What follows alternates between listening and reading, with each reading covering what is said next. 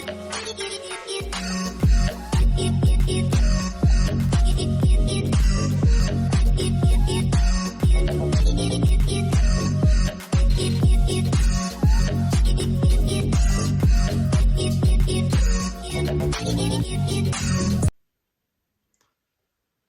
वालेकुम दोस्तों, प्यारे दोस्तों, क्या हाल चाल हैं? आप सब कैसे हैं? उम्मीद करता हूं कि आप सब खैरियत से होंगे। अल्लाह ताला आपको हमेशा खुश रखे। अल्लाह ताला आप सब के लिए आसानियाँ पैदा करें और आप दूसरों के लिए आसानियाँ पैदा करें और अल्लाह ताला करे आप हमेशा खुश रहें। मेरी यही दुआ है। दोस्तों, आज मैं बात करूँगा एक आपको बहुत ज़बरदस्त पॉइंट बताने की कि जो लोग स्पेन में जाकर अपने पेपर अप्लाई करते हैं उनके बारे में थोड़ी सी बात है, छोटी सी बात है, वो करूँगा।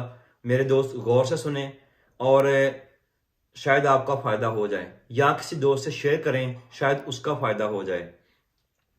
मेरे दोस्तों, ऐसा है कि स्पेन में जब आप किसी आपने पेपर अप्लाई करने हैं, जब एमिग्रेशन खुलती है तो आपने पेपर अप्लाई करने होते हैं। सबसे पहले आपने आरबाइट का वर्क परमिट लेना होता है स्पेन में।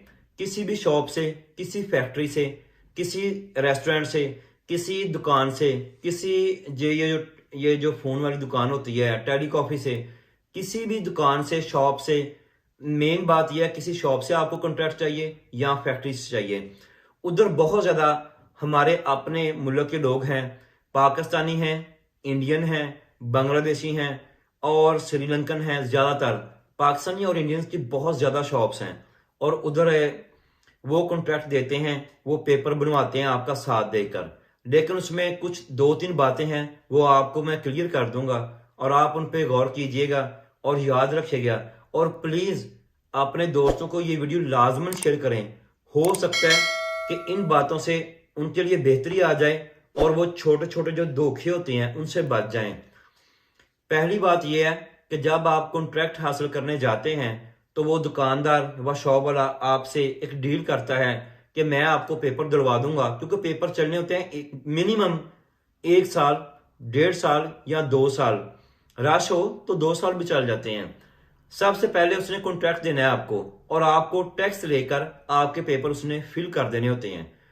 जब आपको वो कॉन्ट्रैक्ट देगा, वो आपसे डील करेगा, मैं 8,000 लूंगा, 6,000 लूंगा, टोटल जो भी है, या 5,000 लूंगा कॉन्ट्रैक्ट देने का।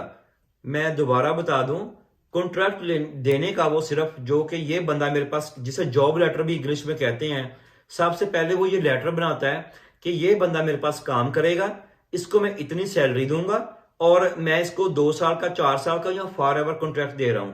वो कॉन्ट्रैक्ट का आपसे डील करेगा।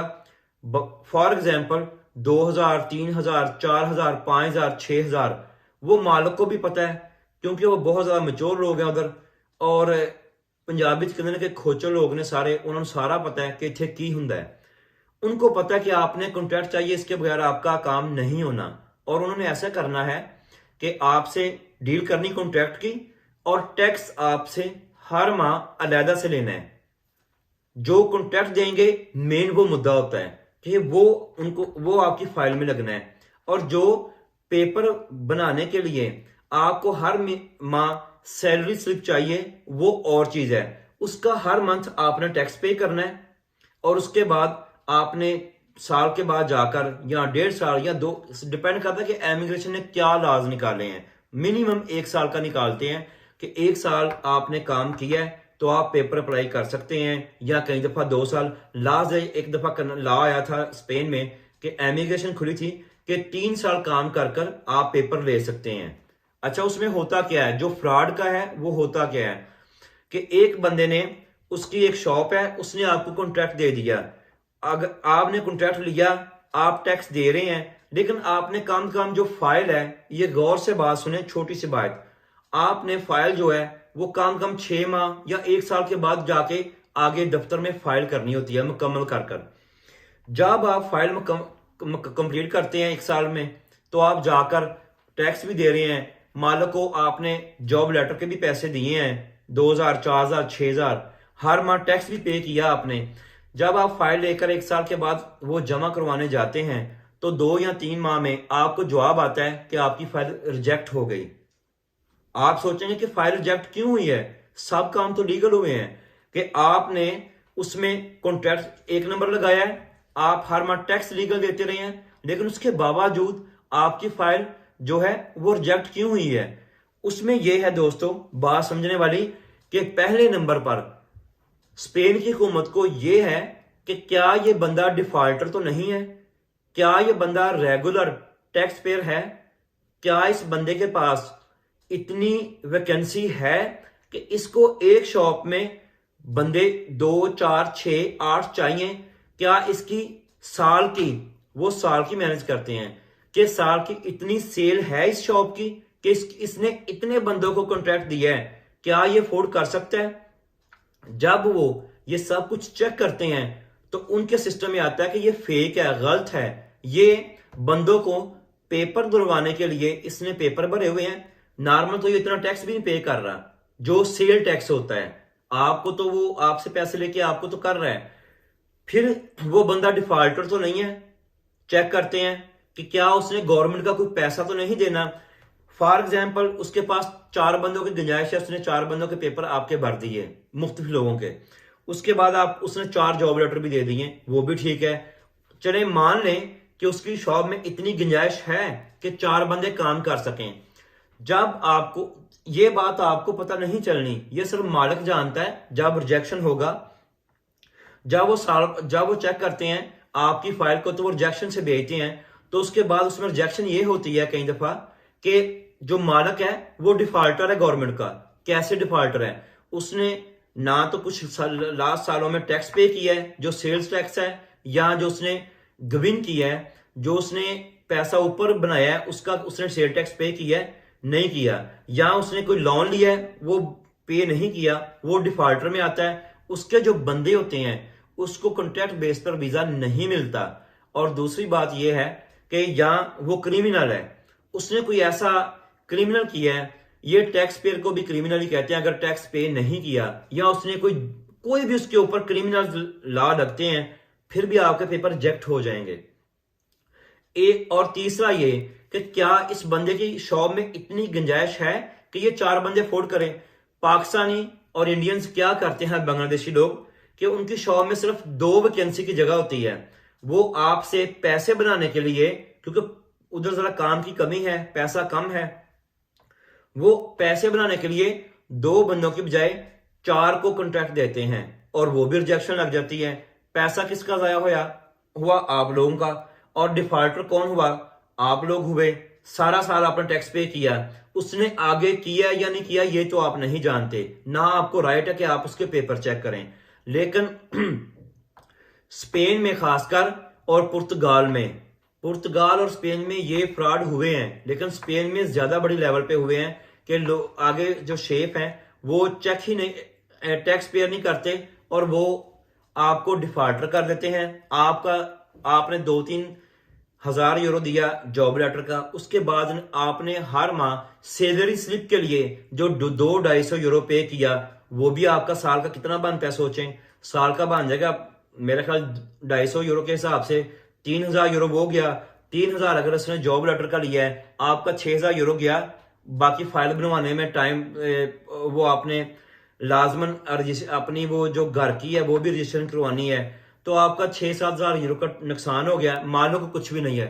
मालिक आपको, जब आप मालिक को आकर रिजेक्शन बोलेंगे कि यार मालिक को कि बॉस आपकी जो मैंने आपके पास पेपर भरे, आपसे जॉब लेटर लिया, लेकिन मेरी फाइल रिजेक्ट हो गई है, तो वो आपको बोलेगा कि भाई मेरी इस तरफ से सारा ओके है, मैं तो सब ठीक हूं, लेकिन ये आपका मसला कि आपकी फाइल रिजेक्ट क्यों हुई है, ये आपकी वजह से हुई है।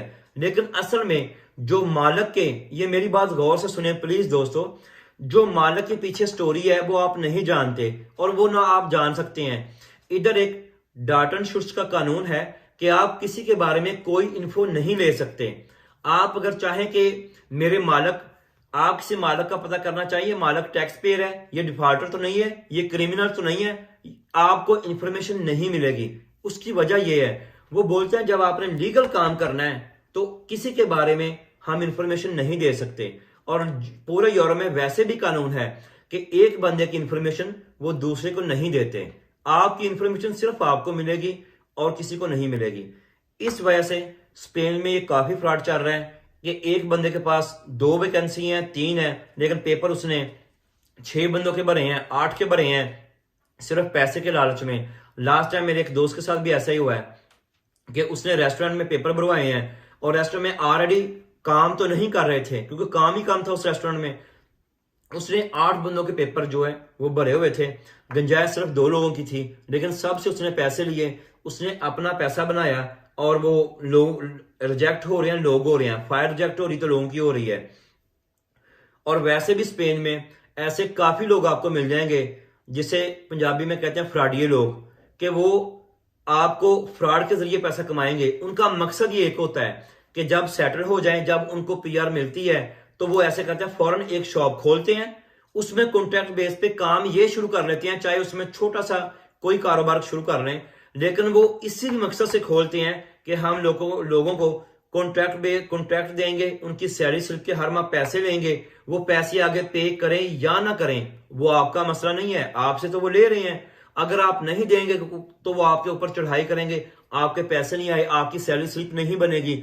आप अपने डर से उसको हर माह रेगुलर जहां से मर्जी जैसे मर्जी, चाहे अपने घर वालों को प्रॉब्लम में डालें, चाहे आप खुद अरेंज ना कर पाए, आपके घर वाले मुश्किल में हो, आप मुश्किल में हो, लेकिन आपने वो सैलरी स्लिप के लिए टैक्स देना है। और कई लोगों का, फ्रॉडियों का मतलब यही है कि वो शॉप छोटी छोटी खोलते हैं ताकि लोगों को कॉन्ट्रैक्ट देंगे और एक एक शॉप पे एक बंदे की गुंजाइश है वो 4 को देंगे, 2 वाला 6 को देगा, जिसके पास 4 बंदों की गुंजाइश है वो 8-10 को देगा। अब मैं आपको लास्ट में इसका सोल्यूशन बताऊंगा कि ये कैसे करना है और कैसे मुमकिन है, और ये रियल है। आपने ऐसे करना है कि अगर आपको चाहिए कॉन्ट्रैक्ट चाहिए, आपको सैलरी हर माह चाहिए, आपको काम भी चाहिए, तो आप लीगल तरीके से क्यों नहीं करते? आप ऐसा करें, बार्सिलोना, वेलेंसिया वगैरह मेन सिटी को छोड़ें मेरे दोस्तों, आप छोटे गांव में जाएं, छोटे शहर में जाएं स्पेन में, आप उधर लीगल तौर पर जाकर जो फैक्ट्री है उसमें काम ढूंढे। काफी दोस्तों लोगों ने ये भी किया है दोस्तों ने, और वो कामयाब हुए हैं। एक तो आप गोरों के पास काम करें, ये बात याद रखें, आपको बगैर पैसों के लीगल कॉन्ट्रैक्ट बेस मिलेगा, लीगल सैलरी स्लिप मिलेगी हर माह, लीगल आपको जो है वो तनख्वाह मिलेगी, और जो तनख्वाह होगी उसमें आपके और बहुत ज्यादा फायदे हैं। बात लंबी हो जाएगी, मैं मुख्तसर करता हूं। आप सबसे पहले गांव में जाके अपने आप को मेल्ड करें, उधर जाके रजिस्ट्रेशन करवाएं, उसके बाद लीगल आप किसी बहुत गांव में बहुत ज्यादा, हर गांव में फैक्ट्रियां होती हैं, लेकिन हम लोगों का एक ही मकसद है प्रदेश में कि यार बड़े शहरों में भागो, बड़े शहरों में, यार बड़े शहरों में जाओ क्योंकि उधर पाकिस्तानी बहुत ज्यादा हैं, तो फ्रॉड भी मेरे भाई बहुत ज्यादा करते हैं, अपने ही लोग करते हैं।